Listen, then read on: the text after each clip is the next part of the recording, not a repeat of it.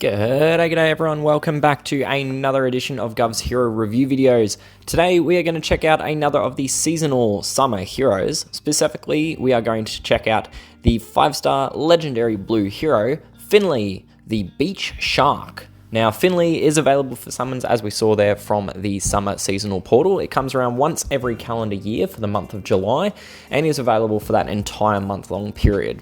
Unlike some of the other seasonal portals, the summer one is only available for a single month, meaning there's only one hero of the month you can summon for, unlike the Halloween and spring ones, which cross over 2 different months. So you've got 2 different opportunities for heroes of the month to summon at. In saying that as well, it is a full month-long event, so even though you are only getting a one-off appearance of the event, the duration is very comparable to the net duration of many other events in the game, which appear on a much more frequent basis.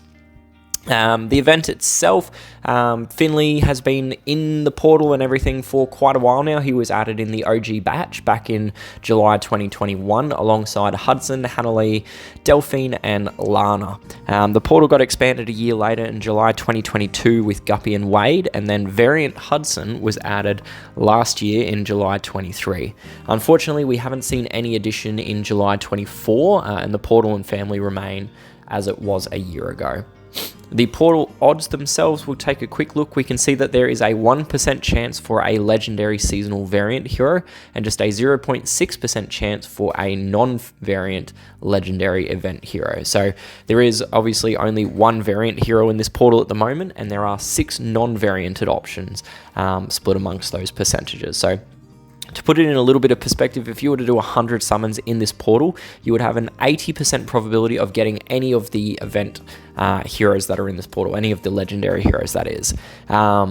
On the variant side of things, there's a 63.4% probability of getting a variant hero in those 100 summons, and a 45.2% probability of gaining one of the non-variant heroes across those 100 summons.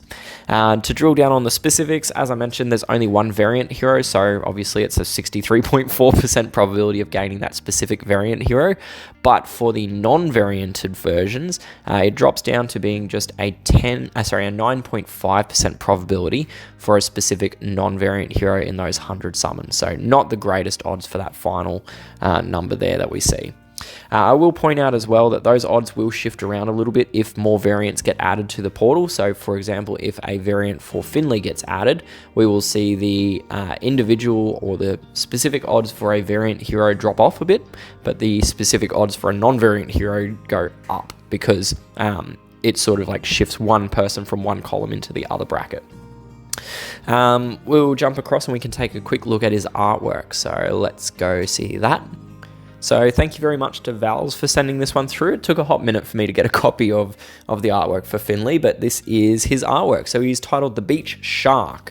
I'm not sure how sharky he is, but he's definitely got a shark style water pistol with the teeth and the serrating on that one. He's also got, it looks to be like a double shark tooth necklace of some description, or I don't know, like shark hooks, I don't know. On his necklace, he's ripped as all anything, is old Finlay, but yeah, that's his artwork. Of all of the summer heroes, I'd say Finlay's probably my favorite in the artwork, but it's a pretty low bar for him to step over ultimately, so yeah, pause it if you wish, but that's his artwork. So we'll jump across so we could take a look at his family bonus and the rest of his card.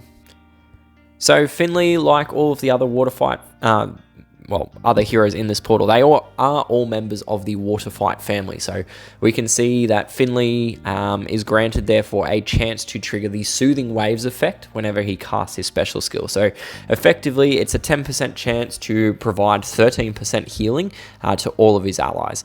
2 quick little notes on this. Number 1, this is an inherent effect for Finlay and every other water fight family member. You don't need multiple heroes in order to gain this benefit. You just need the one hero.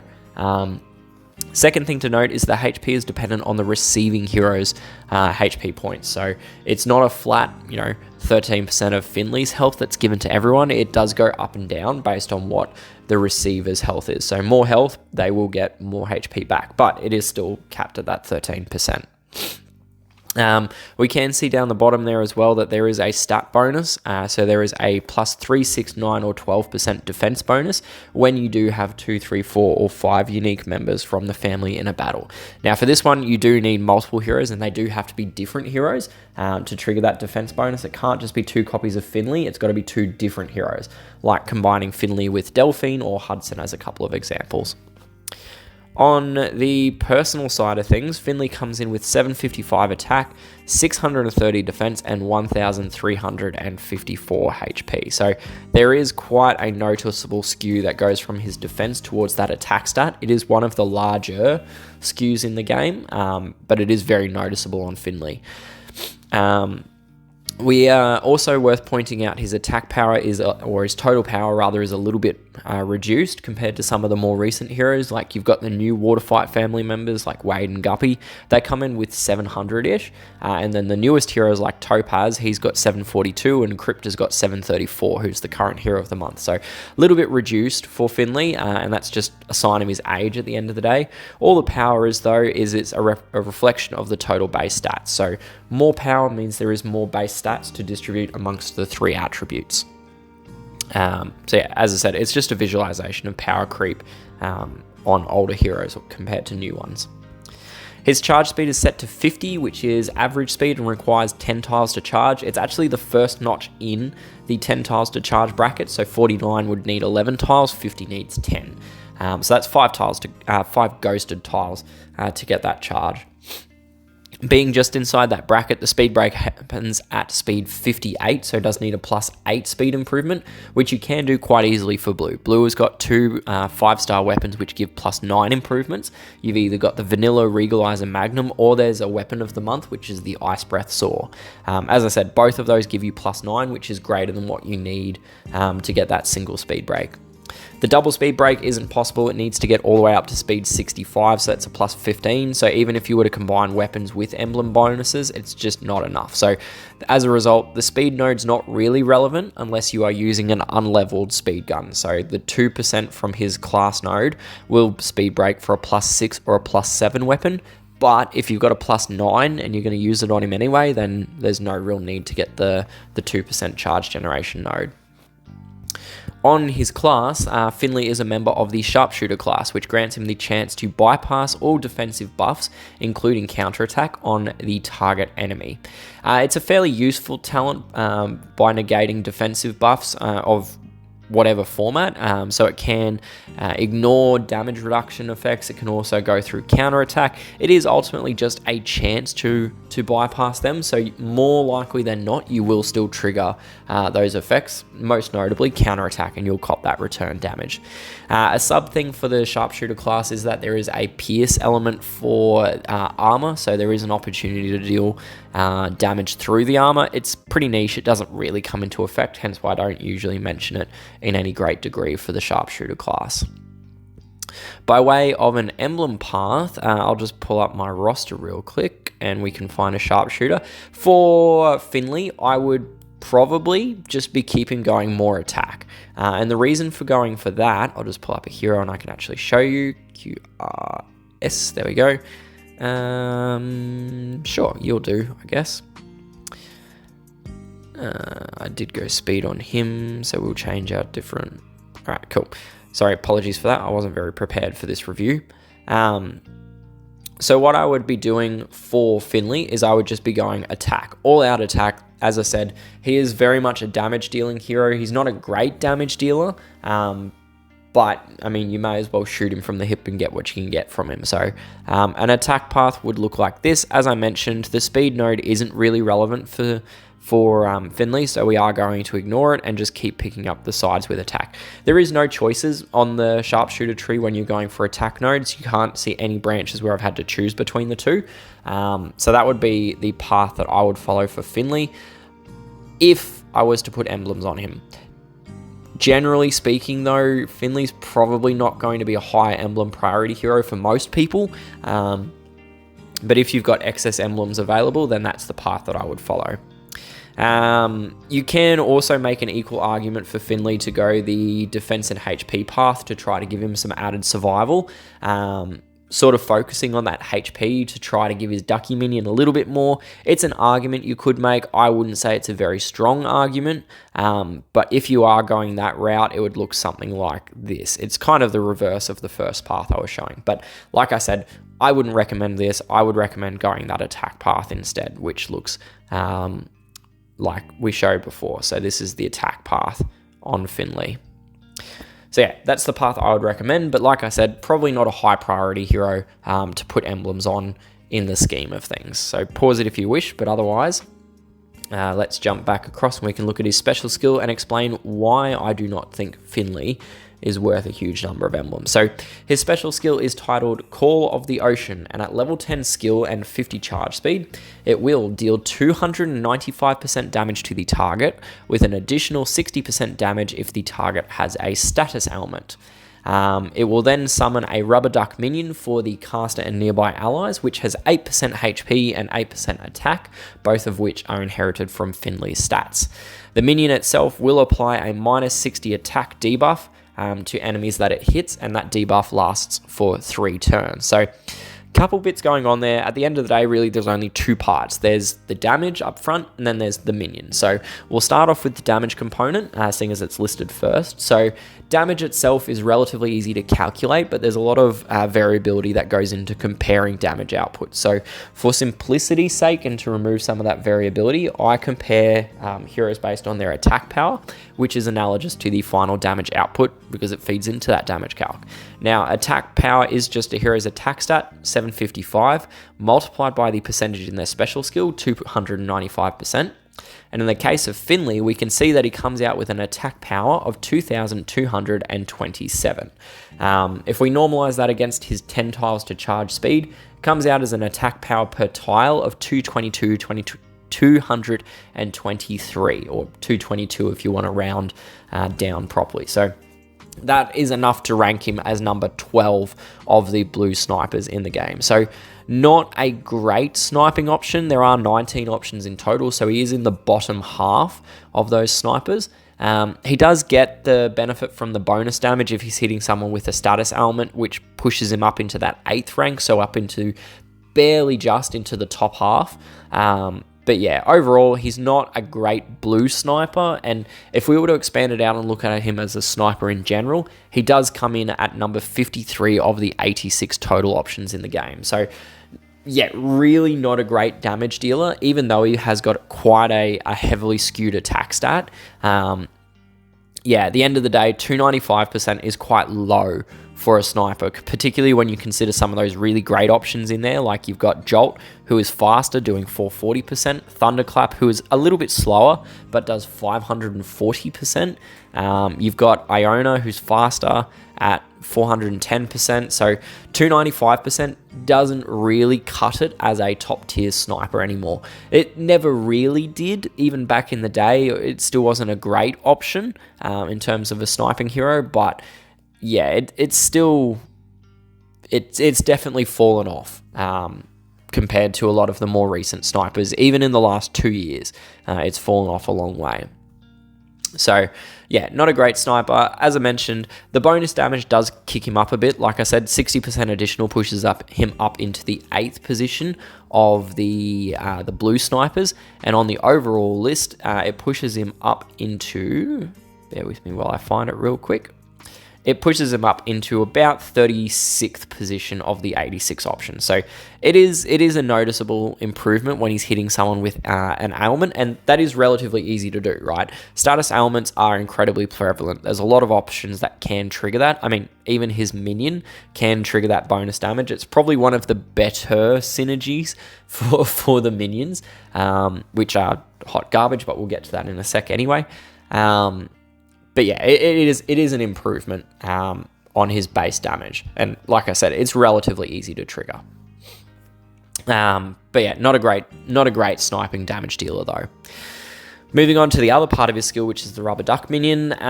So he summons a rubber duck minion for the caster and nearby allies with 8% HP and 8% attack inherited from the caster. Now, 8% is the lowest HP minions in the game. Like, this rubber ducky minion is the worst of the minions.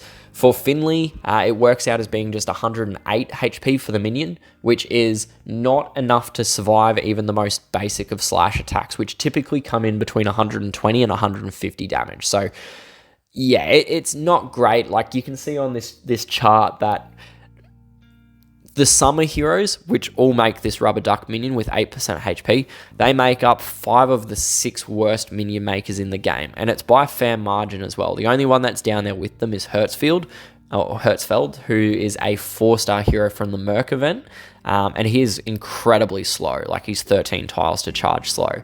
You know, so these summer heroes just, they don't make good minions, and none of them can really survive even a single hit. So yeah, it's consistent across all of the summer heroes that have got this rubber duck minion. I've said it in every single one of their reviews. It's the sort of thing that annoys me on these cards, because someone looks at the card and goes, oh, there's 4 dot points on that card. But when you start breaking it down and looking at it, essentially what's happened is this rubber duck minion has taken up 2 slots, so to speak, on the card with something that is effectively worthless. It doesn't really contribute anything to him as a hero, right? If we looked at Finlay as a blue healer, you can see he's all the way down the bottom of this chart, right? He's coming in 12th of the 12 blue healers, and by a substantial margin on this one. Like, the best one, Pavati, is doing almost 9 times the amount of healing per tile. I think that's what it works out as being. Yeah, almost 8 times, sorry, the amount of healing that Finlay does. So, you can't really constitute the minion as being pseudo-healing, because it really just isn't pseudo-healing. It's kind of like, oh yeah, we'll throw something up and then, oh, it's gone. So yeah, rubber duck minion, not great in terms of its stats in either attack points or in terms of its HP points. Like, yeah, not great. And even the effect, which we'll get to now, the effect itself isn't even great. So the minion is dealing out a -60 attack for 3 turns to the targets when it hits them. Now, this attack debuff is incredibly tiny, right? -60 comes out as being just 8% of Finlay's base attack stat. If you throw on a 5-star weapon for him, it drops down to being just 6.3% of his attack stat. On a much more modern hero, such as Topaz, who's got +20 stats and a 5-star gun, it works out as being under a 6%. It's a 5.9% debuff on Topaz with +20 stats. So essentially what we've got this situation where this minion is doing off this tiny, like this fractionally tiny attack debuff to enemies, which is targeting at complete random. Like, because minion targeting, you've got no control over. So the minion could do, you know, if you've got 3 minions out, all 3 minions could strike the same enemy. And then you result with one hero with a tiny attack debuff, because the effect will overwrite itself. You don't get multiple copies on the same hero. It's not a stackable debuff. So I will point out as well that maximum debuff, the -60, only comes with 10 out of 10 skill, which means you're committing a lot of 5 and 4-star books to get that attack debuff. If you go only to 6 out of 10, i.e. the point where you've got no 5-star books used, you're only getting a 44 attack debuff, which is only 4.3% of a debuff on the aforementioned Topaz. So yeah, really not a great minion effect either, particularly when you look at some of the other minions in the game who are giving charge per turn or healing per turn, or are genuinely a chunky minion like we see with Monkey Wrench. He's got a minion that is 324 HP based on Monkey Wrench's base stats, whereas Finlay, he's got 108 HP for his minion with a less than 4% attack debuff. Oh, sorry, a less than 5% attack debuff. Like, it's not great. It really isn't a great attack debuff. The complete stretch, and this is really stretching it to find a good thing to say about it, is number 1, obviously, Finlay requires an ailment to get his bonus damage, but it's only going to be on subsequent hits. You're not going to ever be able to trigger it on his first hit, because the duck minion simply isn't applying it in that first hit. The other really stretchy extreme that I can find a benefit for is because it is an attack debuff, it will flip and reverse any positive attack buff. So if we push that, as I said, to the extreme, you look at the hero Sapphire. Sapphire can give out a Berserk attack buff, which can go all the way up to 131%. This effect, because it's a debuff, it's the same stat, the attack stat, but you can only have one or the other active at a time, or rather you can only have one effect affecting a stat active at a time. The application of the -60 attack debuff will remove or replace rather the plus 131% attack buff. So that is the extreme, right? That is a massive extreme to go to just to try to find a benefit for it. But overall, I think Finlay is genuinely a pretty big miss of a hero. His damage as a sniper is very small, particularly for a hero that doesn't have any secondary effects.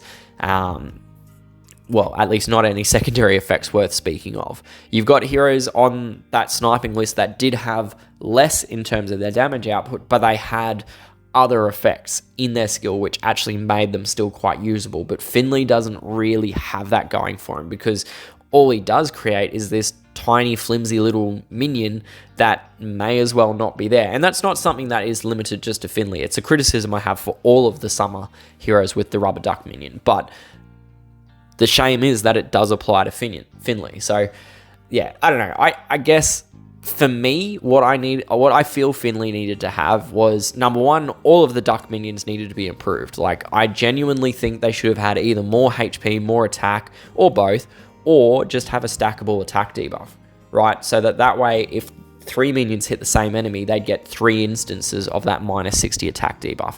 But I think the biggest thing for Finlay was, I probably would have just made him an AoE 3 hero. Like, 295% on 3 enemies is quite reasonable, and it would have made him a genuinely decent damage dealer. But because he's only a sniper with 295% damage, it's very much limited him in terms of the grading I can give him. So for his grading, I am going to give him a C+ for war and raid attacks. The only reason that I'm keeping him slightly above average is because of how easy it is to proc that bonus damage that he gives off, because ailments are incredibly easy to push out onto the enemy hero. So I'm going to give him a C+ there. For the war machines though, he's not a war machine hero. He's got no business being in a war machine team. So I'm going to give him a D grade there. Similarly, for eventing, snipers don't make great event heroes generally, but also a minion just serves to slow down the battle, and speed is a big component of the scoring. So I'm going to give him a D- for eventing. He's not really helping you there at all. On the war and raid defense side of things, I'm going to give him a C-. I don't think he's a defensive hero. You can see from his stats he's not defensively inclined, and there's nothing in his skill that really would make him a defensive hero either. On the Bloody Battle, so looking at our 3 tournaments, so Bloody Battle, there's no healing. He does retain the minion side of things, so he's got some uses there, so I'm not going to knock him down too far. I'm not going to knock him at all. I'm going to give him a C+ for Bloody Battle attack and keep the C- for Bloody Battle defense. Buff boosters, there's nothing in his skill which really makes him a buff boosting hero, so I am going to knock him down a touch and give him a C grade for buff booster attack and a D+ for buff booster defense. And finally, for the charge tournaments, he does get a slight speed improvement going from 50 up to 65. So it is a speed break, or a double break rather. So I'm going to keep him at a C+ for charge tournament attack, and I'm going to give him a C grade for charge tournament defense. So overall, for Finlay, that comes out as being a C- for his overall attack grade and a C- for his overall defense grade. And that concludes the content for this review of Finlay. As always, these are just my personal thoughts and opinions on these heroes. I do hope that you have your own thoughts and feedback on them. So please do drop me a comment a note in the comments. I try to read and respond as much as possible. As I said, I hope this video was useful for yourself. If it was, feel free to like it, subscribe to my channel. I also have a bit of a poke around. There's plenty of other stuff running around on the channel that might be of equal or greater value to you. Thank you once again for tuning in and joining me. I do hope I will see you again soon in another vid, but until then, good luck, stay safe, and happy gaming. Cheers, bye!